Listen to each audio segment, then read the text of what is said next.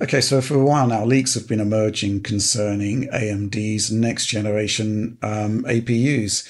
Strix Point is the code name, and it looks as though the products are now coming into focus. There was a quite detailed report on video cards this week, and wow, I mean, there's a huge degree of ambition here from AMD. There seems to be Strix Point, which is one APU, which has four Zen 5C cores, eight Zen 5 cores, 16 RDNA 3.5 compute units, 128-bit bus. But perhaps more interesting is Strix Halo, which seems to be like, wow, I mean, this thing is, for an APU, it's quite phenomenal. Up to 40 RDNA 3.5 compute units, 256-bit memory interface, up to 16 Zen 5 cores. Oliver, what do you make of all of this? And specifically, how do you think this is going to change the landscape in terms of laptop and handhelds? That's a good question. These are very, very, very cool products for low power PCs and laptops. That's for sure. You've got a really fast integrated GPU with like so much memory bandwidth here. It's just really impressive. You're looking at 256 bits, potentially you have 8,000 megahertz RAM. It's just very impressive. I think they're very interesting for laptops and the like. I guess my interest in this would specifically focus on that low power variant of the Strix Halo APU. Yeah. Because that 20 RDNA 3.5 CUs, that looks like a product that maybe in some world, who knows, but maybe that's destined for a handheld somewhere. I'd love to find out, because it doesn't sound wildly out of the question for a handheld looking at that configuration. And if that is truly something we could fit in something like a ROG Ally, that thing would be a monster. Yeah, I'd be really interested to see that. Yeah, I mean, the other Halo products do sound like quite power hungry. And they're talking about RTX 4070 GPU class performance, which is not insignificant. So yeah, I'm guessing more sort of larger laptops for that sort of thing. I guess the one thing that is missing is kind of like the target TDPs for these things.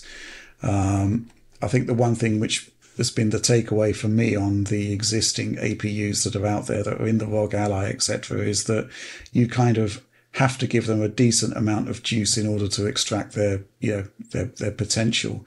And if you don't, you just end up with a power starved processor that's not that much better than the Steam Deck.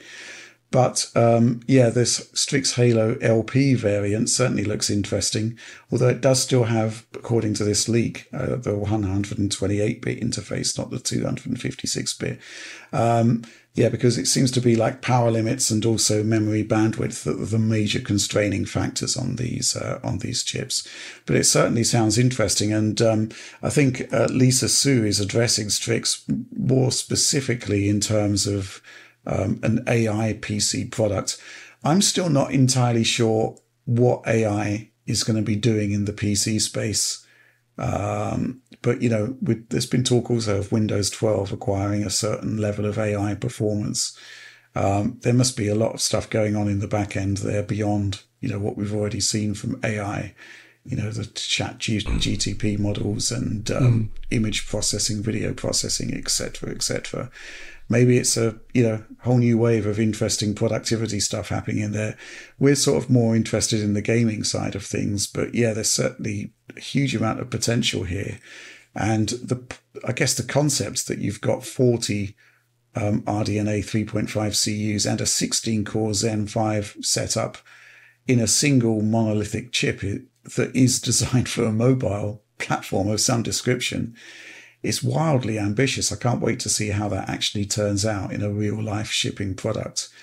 Any thoughts on this one, Alex? This is interesting because we got a question maybe a half a year ago or more about this. Like, what do you think of AMD shipping larger, more ambitious, APUs? And back then I was like, I'm just very curious about it from a technology perspective, but I wasn't sure about the market, about where it would go. But in the meantime, the handheld market and a certain level of what a laptop could be is very interesting now, I think. I mean, I don't like gaming on a laptop But a lot of people really are into it. And, so if there's a new way to keep a laptop slim and also avoid Optimus, which I don't like. NVIDIA's Optimus, for people who don't know, is the switching between integrated graphics, usually on the CPU. It used to be on the motherboard, and the NVIDIA chip, depending upon what is going on, whether a 3D game is engaging, whether something else is engaging. In my humble experience, it is just always a massive headache, and I don't find the power consumption always so great. Here, this could be a way to get around some of the power concerns for certain platforms, but specifically avoiding two display chips being in the PC and kind of being redundant for certain tasks. I think this could be pretty interesting. I'm just very curious about like what products they bring out, like what they look like, because these are just the chips, right? So, and the specs, like, are they going to sell separate motherboards for like users to use? Is it just going to be all for laptops? Like, I don't know. This approach actually reminds me a lot of what Apple does, which is where they package powerful GPUs on a single die with their CPUs, with their multi-core CPUs, and like the M3 Max, that's a pretty powerful GPU in there, but they're packaging it in a super slim laptop. And part of the reason they're able to do that is because they're only cooling one die, right? One die, it's easier to cool that way. So I think this is like potentially it opens a lot of interesting form factors up, including in the small form factor desktop space, where right now to get really good GPU performance, you have to pair that with a GPU that has its own slot, its own requirements, whatever. This way you could have a true all-in-one, one die, super slim integrated computer that would actually be really cool looking, I think. So that's really exciting. Yeah, absolutely. Yeah. I think we do need to, obviously when you're talking about 40 compute units, that's kind of like PlayStation 5 territory, so 36. But just bear in mind, much lower memory bandwidth and, the PS5 is drawing up to 200 watts. You're not going to be getting that, I suspect, on a laptop chip. It would be considerably lower. But even so, it should be fully viable for AAA gaming in a way that existing PC handhelds and APUs aren't. So I really can't wait to see it.